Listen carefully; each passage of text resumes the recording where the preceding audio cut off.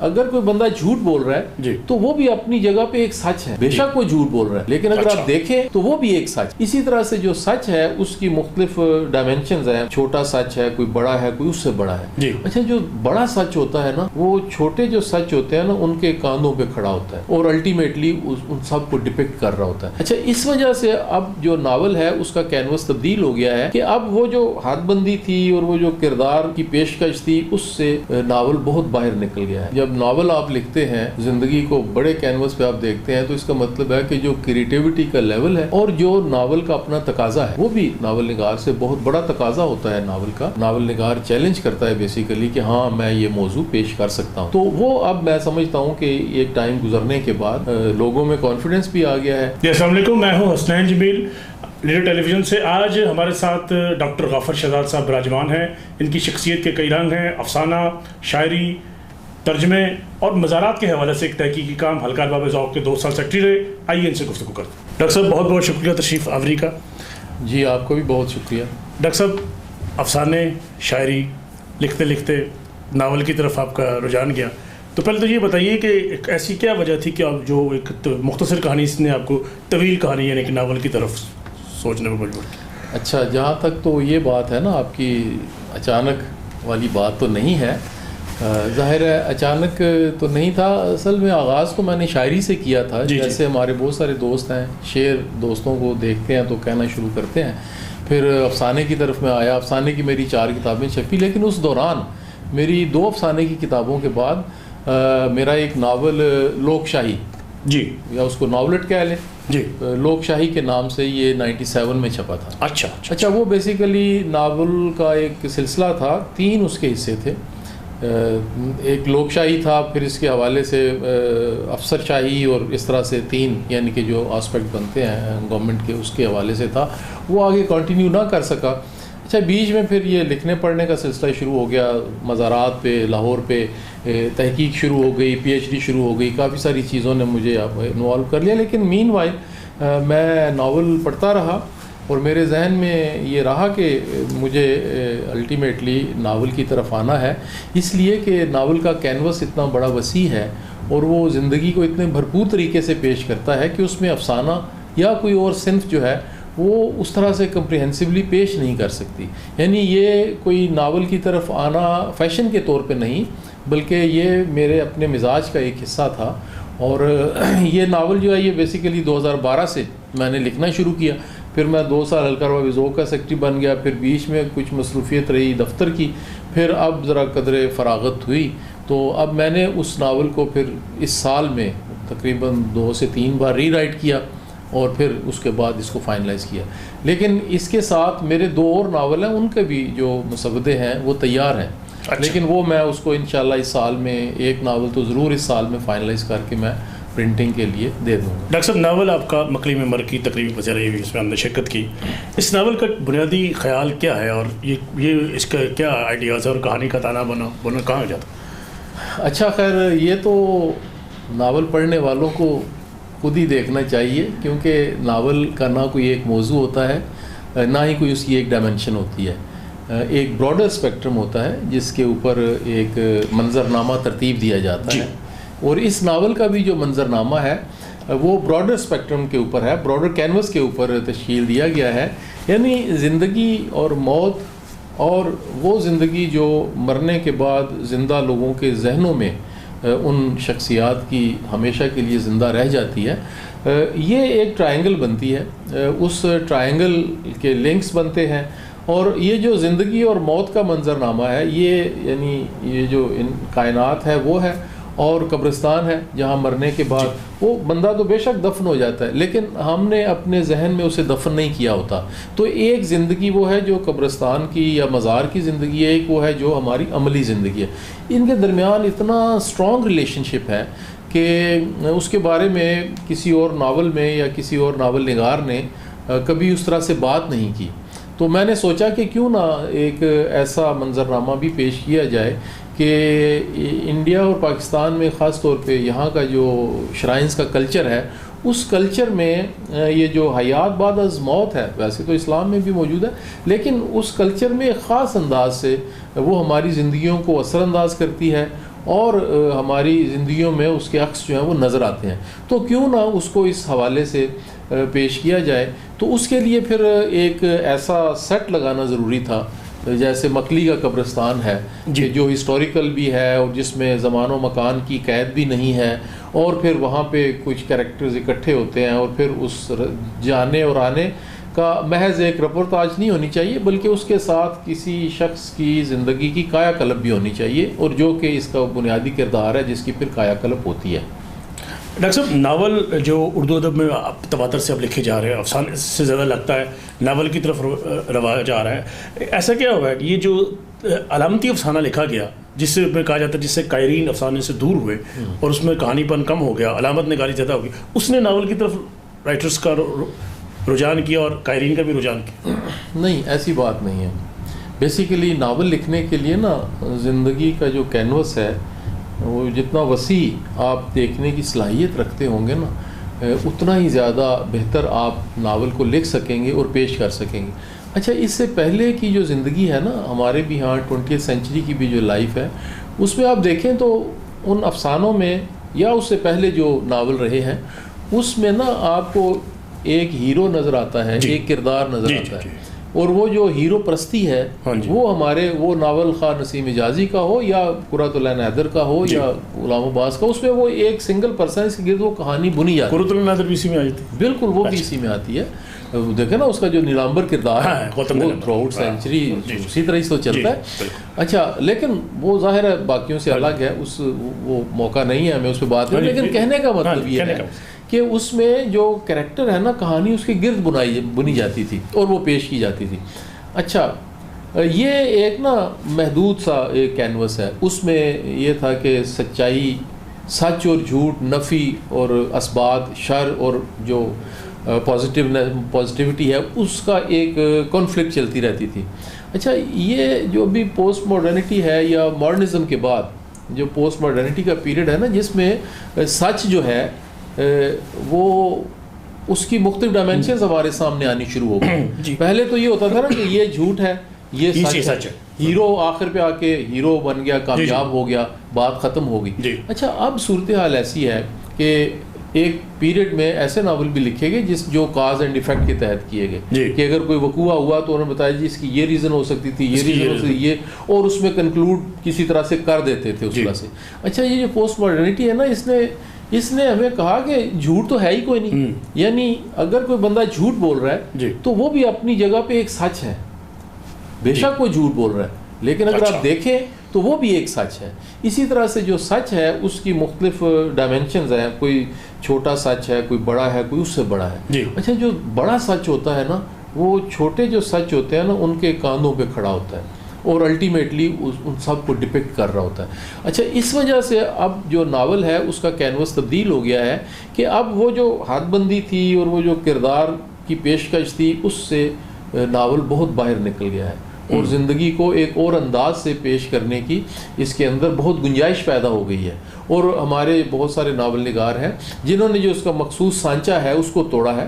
یعنی ابھی وہ جو دوزخ نامہ ہے میں ابھی دیکھ رہا تھا تو اس میں منٹو اور غالب آپس میں ڈائلاگ کر رہے ہیں، جی وہ شاید ہندوستان کے کسی ہندوستان کے وہ رائٹر ہیں۔ تو اب دیکھیں کہ کبھی کوئی سوچ سکتا تھا کہ ایک ناول کے اندر ایک منٹو کا کردار ہے جو ابھی 20th سینچری کا ہے، غالب کا جو 19th سینچری کا ہے، ان کے درمیان میں اتنا فرق ہے، گیپ 150 سال کا فرق ہے، لیکن وہ آپس میں انٹریکٹ کر رہے ہیں اور وہ ناول ایک بن رہا ہے۔ تو اس وجہ سے اب یہ بھی ایک وجہ ہے کہ ناول میں لوگوں کے جو کانفیڈنس ہے وہ بحال ہو گئے ہیں کہ آپ کچھ بھی تخلیقی سطح پہ اگر آپ لکھیں گے تو وہ ناول میں کہیں نہ کہیں ضرور پلیس ہو جائے گا۔ ڈاکٹر صاحب، پچھلے ایک سال سے تواتر سے ناول اردو میں شائع ہو رہے ہیں، 3-4 ناول جو میں نے پڑھے، اجاز حفیظ خان صاحب کا پڑھا میں نے، پھر ناطق صاحب کا کماری والا آیا، ریاض صاحب کا اس سے پہلے آیا، اب آپ کا آ رہا ہے، اور ایک دو اور درمیان میں بیچ میں ہے۔ تو یہ ایک تسلسل جو چل رہا ہے ناول کا، اس کو اب یہ مثبت ہم اینگل میں دیکھیں نا اس کو اردو کے بعد؟ جی بالکل، یہ دیکھیں نا جب ناول آپ لکھتے ہیں زندگی کو بڑے کینوس پہ آپ دیکھتے ہیں تو اس کا مطلب ہے کہ جو کریٹیوٹی کا لیول ہے اور جو ناول کا اپنا تقاضا ہے وہ بھی ناول نگار سے بہت بڑا تقاضا ہوتا ہے ناول کا، اور وہ ناول نگار چیلنج کرتا ہے بیسیکلی کہ ہاں میں یہ موضوع پیش کر سکتا ہوں. تو وہ اب میں سمجھتا ہوں کہ ایک ٹائم گزرنے کے بعد لوگوں میں کانفیڈنس بھی آ گیا ہے. اچھا پھر اس میں ایک اور بڑا فائدہ ہوا کہ ہمارے ہاں جو تعلیم پہلے ہوتی تھی نا وہ بڑی محدود سی تھی. وہ معاشرتی علوم پڑھنا اور دینیات پڑھنا اور پھر اس کے بعد اپنا فزکس کیمسٹری پڑھ کے اور ایک ڈاکٹر بن رہا ہے, ایک انجینئر بن رہا ہے. اچھا آپ دیکھیں کہ سوسائٹی میں بہت چینج آئی ہے اس کے بعد. ایسے ایسے علوم جو ہیں وہ ہمارے سامنے, یعنی بہت بڑی بات ہوتی تھی کسی زمانے میں اگر کوئی نفسیات پڑھتا تھا, سائیکالوجی. لیکن اب ہم جب انجینئرنگ یونیورسٹی میں آئے تھے پڑھنے کے لیے تو انجینئرنگ کے ٹوٹل 7 ان کے جو کیٹیگریز ہوتی تھیں, اب وہاں پہ کوئی 70 کیٹیگریز ہیں جو پڑھائی جاتی ہیں. تو یہ اتنی پھیل گیا ہے علم جو ہے. وہ پھیلنے کا مطلب یہ ہے کہ زندگی کے بارے میں لوگوں کی سمجھ بوجھ, ان کی جو ویژن ہے, ان کی سوچ جو ہے اس کے اندر اضافہ ہوا ہے, وہ براڈر ہوئی ہے. تو جب وہ سوچ براڈر ہوتی ہے, اس میں اضافہ ہوتا ہے. آپ شاعری کو بھی دیکھیں کہ غزل جو ہے اس کے موضوعات ابھی جو نئی نسل لکھ رہی ہے وہ پیچھے والوں سے بالکل الگ ہیں, اور وہ ایسے آرام سے بات ہوتی ہے, اس کو شعر بنا کے پیش کر دیتے ہیں کہ واقعی لگتا ہے کہ یہ کریٹیوٹی بھی ہے. تو اسی وجہ سے ایسی ہی صورتحال ناول کے ساتھ بھی ہے کہ ناول نے بہت کھلے دل کے ساتھ اور کشادہ کینوس کے ساتھ, اوراق کے ساتھ اپنا جو ناول نگار ہے اس کو اپنی طرف متوجہ کیا ہوا. اچھا غور طویل عرصے تک 2 ناول اردو ادب میں ایک سنگ میل کی حیثیت رکھتے رہے, عبداللہ حسین صاحب کا اداس نسلیں اور قرۃ حیدر کا آگ کا دریا. پھر تقریباً عرصہ دراز کے بعد 2000 کے اوائل میں 2 اور طویل ناول آئے, مرزا اطہر بیگ صاحب کا غلام باغ اور شمس الرحمان فاروقی صاحب کا کئی اجازت. تو یہ آپ سمجھتے ہیں کہ یہ ایک سنگ میل ناول بنانے کے لیے طویل ناول ہونا ضروری ہے 650-700 صفحات سے؟ نہیں, میں نہیں سمجھتا کہ ناول کا 600-700 صفحات پر مشتمل ہونا ضروری ہے. بالکل, یہ تو آپ کا موضوع اور اس موضوع کی جو پیشکش ہے اس پہ ڈیپینڈ کرتا ہے. 70-80 صفحے کا 100 صفحے کے بھی کئی ناول ہیں, وہ بالکل ایک سنگ میل کی حیثیت رکھتے ہیں. جیسے کافکا کے دیکھ لیں کام جو ہے, مطلب ہے وہ اتنے 600 صفحات کا تو نہیں ہے اس کے ہاں کام جو ہے. اچھا یہ جو ہے نا, ایک بات اور میں آپ کو بتاؤں, یہ جو قرۃ العین حیدر کا اور عبداللہ حسین کا ایشو تھا نا, اس کے پیچھے ایک اور گیم تھی بیسیکلی, پالیٹکس تھی. پالیٹکس یہ تھی کہ قرۃ العین حیدر جب انڈیا چلی گئی ہے اور یہ عبداللہ حسین یہاں پہ رہے ہیں اور ان کا اداس نظر, تو پہلی دفعہ جب عبداللہ حسین کا ناول چھپنے کے لیے دیا گیا تو انہوں نے کہا کہ اس نے تو کوئی کہانی بھی نہیں لکھی, جانتا بھی کوئی نہیں ہے کوئی. اچھا, انہوں نے اس سے پہلے 2 کہانیاں لکھوائیں. اچھا, پھر اس کے بعد اس کو یہاں پہ پروپیگیٹ کیا, اور پھر لکھا کہ جی یہ جو اداس نسلیں ہیں یہ کمال کا ناول ہے, اور یہ اس سے پہلے کے جتنے کام ہیں وہ آگ کا دریا ہے یا ناول, اس میں بالکل ایک نیا مطلب اضافہ ہے. وہ بیسیکلی یہاں پنجاب سویرا میں شائع ہوا تھا. جی, سویرا والوں نے شائع کیا تھا, کہانیاں سویرا میں شائع ہوئی تھی.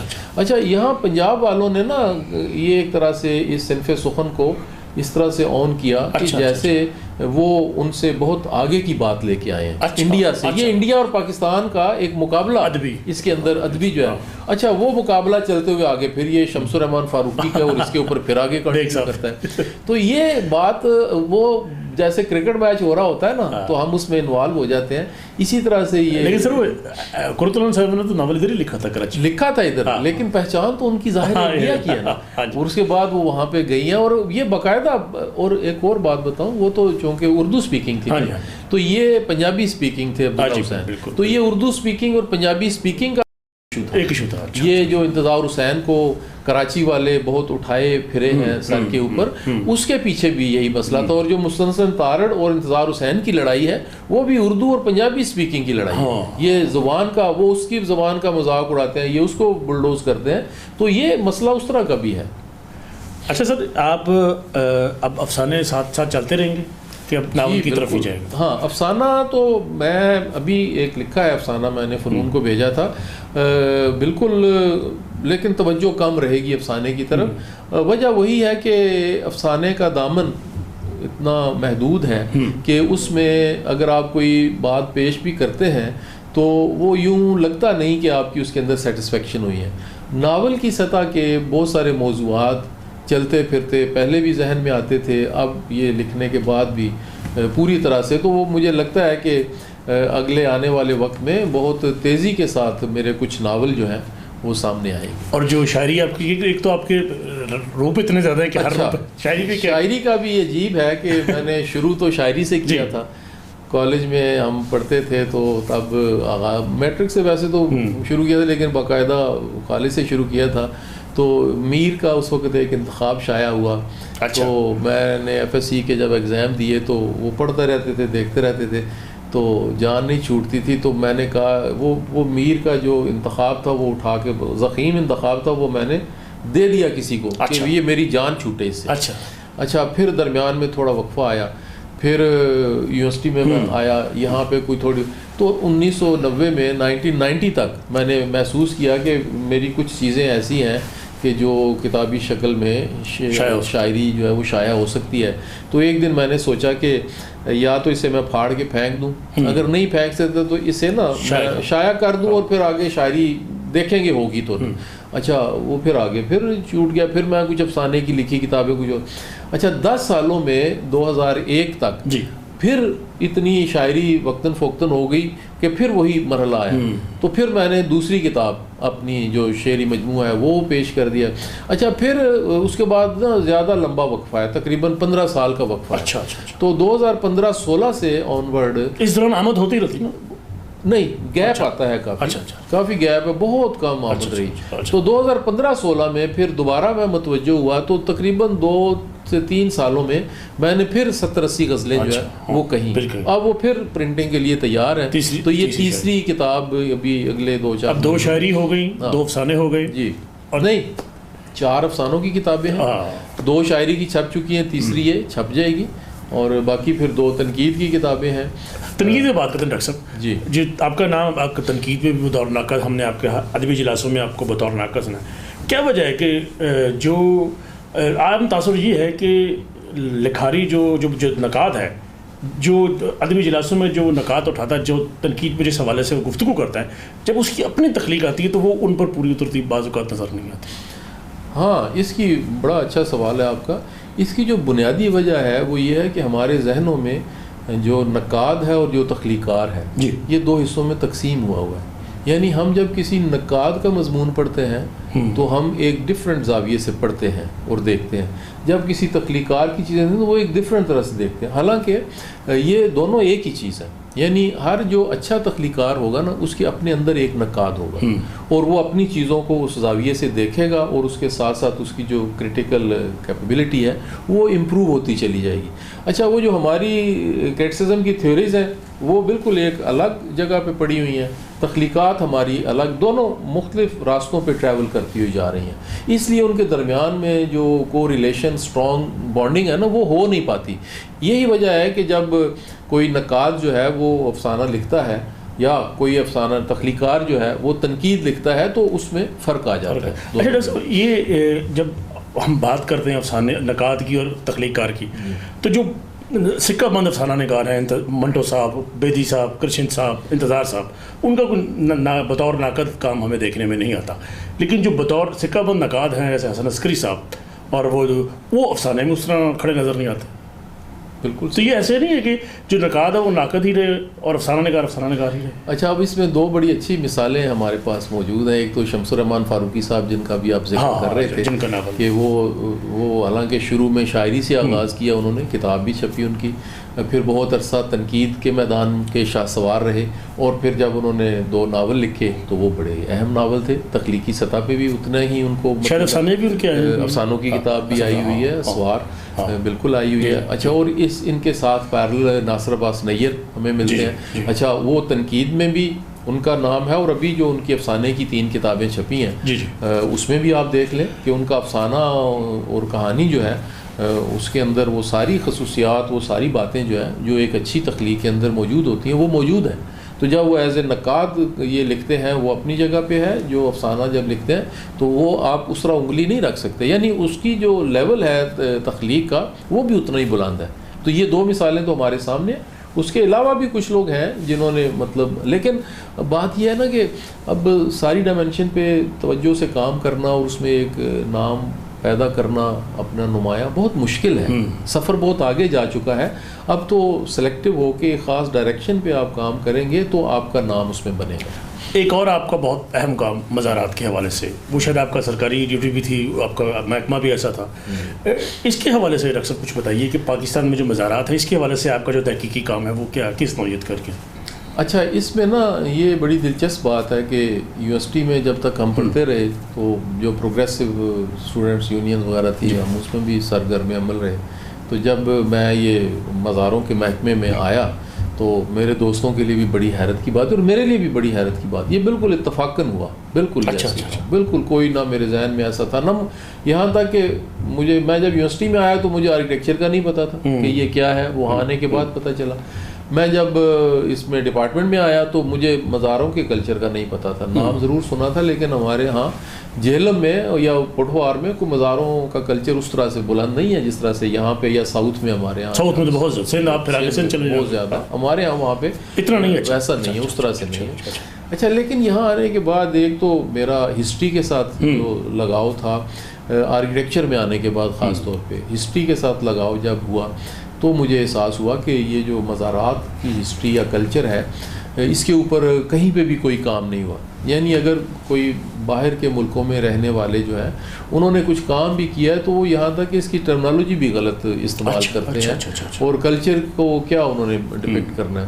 تو میں چونکہ پنجاب پورے میں مختلف مزارات میں جاتا آتا تھا، فرسٹ ہینڈ انفارمیشن تھی، تو میں نے دیکھا یہ تو ایک بالکل الگ دنیا ہے. اچھا. تو پھر خاص طور پہ میرا جو ایم فل کا تھیسس تھا وہ مسجدوں کے میناروں کے حوالے سے تھا، تو مینار کی ڈیولپمنٹ کیسے ہوئی. تو جب پی ایچ ڈی کے لیے میں نے ٹاپک دیا تو میں نے کہا یہ مزاروں کے اوپر.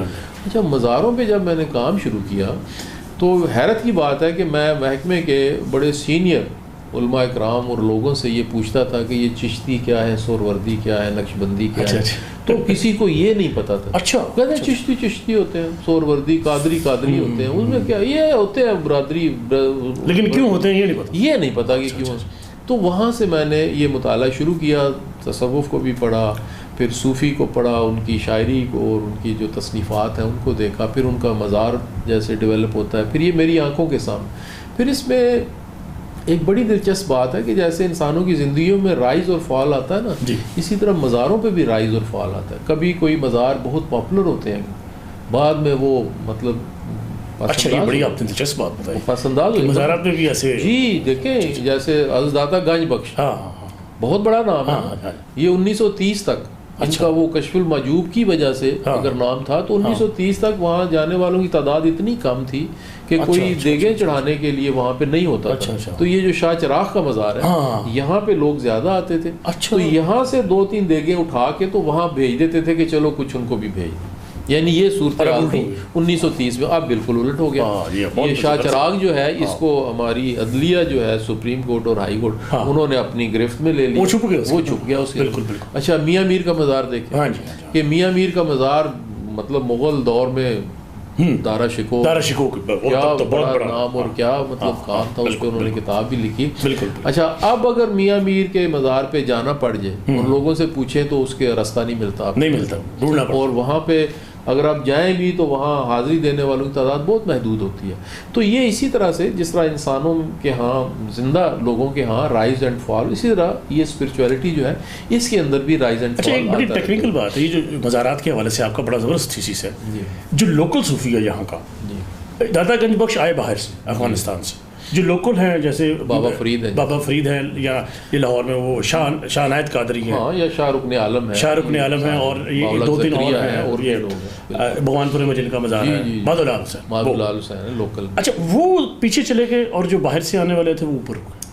نہیں، ایسی بات نہیں ہے. باہر سے آنے والے ایک وجہ یہ تھی نا کہ باہر سے آنے والے خاص طور پہ جو افغانستان سے آئے، افغانستان غزنی ہو یا وہ جو ایریا ہے نا وہ علم کا مرکز ہوتا تھا.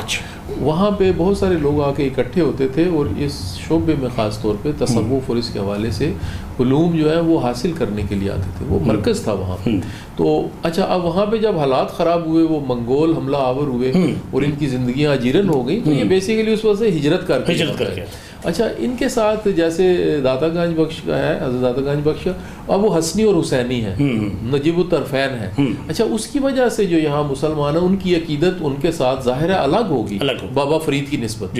تو یہ تھوڑا سا یہ فرق ہے. باقی جو عقیدت مندی ہے یا فالوورشپ ہے وہ بابا فرید پہ جو لوگ مزار جن کا وہ عقیدت مند ہے وہ اسی انتہا کے ہیں جس انتہا کے عقیدت مند آتا سب کے دونوں جگہ. اسی طرح سے سندھ سے ننگے پیر لوگ شاہ رکن عالم یا باولاک زکریا کے مزار پہ ننگے پاؤں غریب لوگ آتے ہیں اور وہ ان کی عقیدت مندی کا اپنا اسی طرح سے ہے. ڈاکٹر صاحب آپ 2 سال حلقہ نواب ذوق کے سیکرٹری رہے, لیکن آپ نے ایک بڑا منفرد کام کیا اپنے دور میں. 2 سالوں میں جو تخلیقات پڑھی گئی شاعری افسانے اور مضامین کی, ان میں سے ایک انتخاب کیا اور وہ کتابی صورت میں شائع کیا. مجھے بھی اعزاز حاصل ہے, میرا بھی اس میں ایک افسانہ تھا.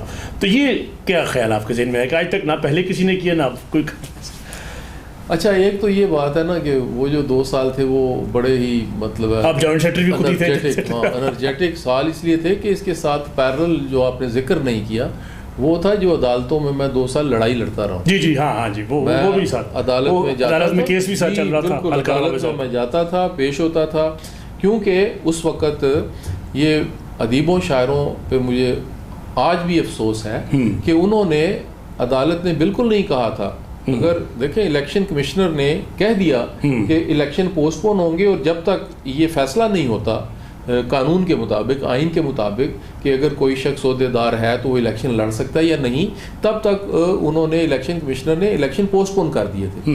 انہوں نے مس انٹرپریٹیشن کی, عدالت میں جا کے جج کو کہا کہ کچھ لوگ ایسے ہیں جو حلقہ رعب ذوق کی جو سرگرمی ہے اس پہ اثر انداز ہوتے ہیں اور کچھ ہلا گلا کرنا چاہتے ہیں, تو ہمیں کوئی ایسا آرڈر دے دیں کہ وہ اثر انداز نہ ہو سکے. اچھا جج کو یہ کہا, یہ جج نے ہمیں بعد میں بتایا جب گئے کہ جج نے حکم دیا ہے کہ الیکشن کمشنر کو بدل دو. یہ باقاعدہ پریس ریلیز جاری کی گئی, میرے پاس ابھی بھی پڑھی, میں نے کتاب میں چھاپی ہے. بلکہ جج نے یہ حکم دیا کہ صبح الیکشن ہوں گے. اب جب یہ ٹیکسٹ میسیج لوگوں کو بھیج دیا اور لوگوں کو حلقہ رعب ذوق کے جو معتبر ارکان ہیں ان کو گمراہ کیا گیا, اور پھر اگلے دن الیکشن میں لوگوں کو بلا لیا. اب ہم تو الیکشن کمشنر کے اس میں تھے کہ انہوں نے پوسٹ پون کر دیا. انہوں نے راتوں رات ایک نیا الیکشن کمشنر بنایا, راتوں رات سارا وہ کام کیا, اور پھر وہاں پہ میں جب گیا ہی نہیں, 2 ہی کینڈیڈیٹ ہیں, میں وہاں پہ گیا نہیں, تو بذات خود میرا وہاں پہ وہ پولنگ ایجنٹ بٹھا کے دستخط کر کے وہ اپنی طرف سے, تو وہاں پہ لوگوں کو آگے یہ ان کے پولنگ ایجنٹ بیٹھے ہوئے ہیں, تو وہ خود تو ادھر نہیں آیا. یہ سب ہم نے دیکھا. یہ دیکھیں یہ کتنے افسوس کی بات ہے. اچھا مجھے یہ جو بیسک پوٹینشیل تھا نا, آپ دیکھیں میرے افسانوں میں یا میری شاعری میں آپ دیکھیں گے کہ اس کے اندر جو سچ ہے نا اس کو ثابت کرنے کے لیے میں آخر تک جاتا ہوں. یہ میرے مزاج کا حصہ ہے. میری تخلیقی میں آپ تخلیقات میں یہ بہت مسئلہ آپ کو نظر آئے گا. اچھا یہ پھر میں نے کہا کہ اب میں یہ پروو کروں گا انہی عدالتوں میں جہاں پر یہ مس انٹرپریٹ کیا گیا. میں 1.5 سال تک لڑائی لڑتا رہا. عدالت نے ان کی وہ جو پٹیشن ان کی تھی وہ خارج بھی کی, ان کو جرمانہ بھی کیا. انہوں نے 5 کیسز میرے اوپر کیے ہوئے تھے, وہ سارے ڈسپوز ہوئے الحمدللہ. پھر میں نے اعلان کیا جی کہ اب چونکہ عدالتی وہ ختم ہو چکے ہیں کیسز, تو اب جو عدالتی نقطہ ہے اس کے حساب سے بھی میں ہی اس کا لیگل جو ہے وہ سیکرٹری ہوں. اب میں اس کے الیکشن کروا دیتا ہوں. اچھا اس میں پھر اب یہ تھا کہ یہ چونکہ ایک جنگ تھی ایک طرح سے, تو میں اس میں چاہتا تھا کہ اس میں مختلف اور منفرد کام آئے. میں نے پھر جو 2 سال تھے ان 2 سالوں کی جو کاروائیاں تھیں اس کو 2 والیوم میں چھاپا, 1 سال کی پھر دوسرے سال. بالکل اچھا ہاں جی. اور اس کے بعد تیسرا انتخاب جس کا آپ ذکر کر رہے ہیں, اچھا وہ بلکہ سب سے زیادہ بکنے والی وہ کتاب تھی. میں وہ الفیصل پبلشر کے پاس گیا تو کہنے لگی وہ سب سے زیادہ بکی ہے. چوتھا پھر یہ تھا عدالتی حلقوں کا اور انتخابات کا. اچھا اب یہ دیکھیں جو اگلی بات میں کرنا چاہتا ہوں اور میں یہ میسج دینا چاہتا ہوں کہ آپ دیکھیں کہ ہم نے ایک بالکل لڑائی لڑ کے اور بالکل حلقے کو واپس پاک کیا اس لے کے آئے, لیکن حلقہ پھر انہی سازشوں کا شکار ہوا, پھر اسی صورتحال پہ اور پھر انہی ہاتھوں میں چلا گیا. آج آپ دیکھ لیں حلقہ جو ہے پچھلے پھر اسی طرح سے انہی ہاتھوں میں. تو یہ میں سمجھتا ہوں کہ ادیبوں شاعروں کا ایک مخصوص گروہ ہے جو حلقہ رعب ذوق کو نقصان پہنچاتا ہے, اور وہ اپنی ذاتی مفاد اور ذاتی انا جو ہے اس کی وجہ سے ادب جو ہے وہ ایک طرف کر دیتے ہیں اور اس طرف ہر طرح سے اس لڑائی میں جو ہے وہ شامل ہو جاتے ہیں. یہ ادیبوں میں نہیں ہونا چاہیے. آخری کوشچن جی, آپ کے پسندیدہ نثر نگار, آپ کے سینئر ہم اثر اور نئے میں کون کون؟ اچھا یہ بڑا عجیب سا سوال ہوتا ہے. وہ جیسے فلمی آرٹسٹ ہوتی ہے نا، اس سے کہتے ہیں کہ آپ کو کون سا شوق ہے. مجھے احمد فراز پسند ہے کیونکہ نام ہی اس نے اس کا سنا ہوتا ہے بیچاری نے. یا اسے کہتے ہیں کہ یا کہتے ہیں یہ جو آپ آرکیٹیکٹ بنے تو یہ بچپن سے ہی آپ کے ذہن میں تھا یا بعد میں؟ آپ کہتے ہیں نہیں، میں تو جب پیدا ہوئی تھی تو مجھے خواب آتے تھے کہ میں آرٹسٹ بنوں. اچھا خیر یہ تو ایک بات ہوگی. اچھا بات یہ ہے کہ جو لکھنے والا ہوگا نا، آپ بھی ماشاءاللہ خود بھی کہانی بھی لکھتے ہیں اور بھی آپ کا کافی کام ہے، تو آپ یہ دیکھیں کہ آپ کو کسی بھی نثر نگار یا شاعر کا کام ٹوٹیلٹی میں پسند نہیں آئے گا. اس میں کچھ چیزیں اس کی پسند آئیں گی، کچھ اس کی پسند آئیں گی. ایسا ہوتا ہے. اس کی وجہ یہ ہوتی ہے کہ اگر آپ کو وہ ایک بندے کی ساری چیزیں ہو تو پھر آپ کی اپنی لکھنے کی جسٹیفیکیشن ختم ہو جاتی ہے. آپ وہی لکھ رہے ہوتے ہیں جو آپ کو لوگوں کے رائٹرز کے ہاں جو نہیں نظر آ رہا ہوتا ہے، اس وجہ سے آپ لکھ رہے ہوتے ہیں. تو میں سمجھتا ہوں اس میں کوئی ایسی بات بھی نہیں ہے. تو اس دور میں بہت اچھا لکھا گیا. حفیظ خان صاحب کا آپ نے نام لیا، ان کا وہ جو ناول انواسی ہے بہت اچھا ہے. یہ ہمارے ریاض صاحب جو ہیں، ان کا جو ناول شجر حیات ہے وہ بھی اپنی جگہ پہ بہت اہم ناول ہے. اور اس دوران اور بھی کئی ناول آئے ہیں. کچھ خاص طور پہ آج نے جو ترجمہ کر کے بہت سارے ناول چھاپے ہندی سے اور باقی بھی زبانوں سے ترجمہ کر کے، اور انہوں نے متعارف کروایا ہے فکشن کو خاص طور پہ. تو آج کا بہت کردار ہے. اگر لوگ ناول نگاری کی طرف بہت متوجہ ہوئے ہیں، اس میں اجمل کمال صاحب کا میں اپریشیٹ کرتا ہوں. ان غیر موجودی میں بھی میں انہیں، حالانکہ میری ان سے کوئی ملاقات نہیں، میرا کوئی نہیں ہے. اچھا اسی طرح سے جو اس کا اپنا ناطق کا جو نولکھی کوٹھی ہے وہ بہت بڑا ناول ہے اور اس کا کینوس بہت لکھا بھی بہت گیا ہے. تو ابھی جو ان کا ناول آیا کماری والا، وہ بھی ایک خاص مزاج کا ناول ہے. اس کی بھی اپنی ایک اہمیت جو ہے وہ بنتی ہے. تو میں سمجھتا ہوں کہ بہت سارے لوگ ہیں، بہت سارے دوست ہیں جنہوں نے، جیسے ابھی آپ نے کچھ نام لیے بھی، تو بہت اچھا کام ہے. بہت شکریہ ڈاکٹر غافر شہزاد صاحب. آپ نے دیکھا کہ ڈاکٹر صاحب کے آنے کا یہ فائدہ ہوا کہ ان سے بہت سارے موضوعات پر گفتگو ہوئی. اس کے ساتھ ہی حسنین جمیل کو اجازت دیجیے، اگلی بار پھر ایک مہمان کے ساتھ حاضر ہوں.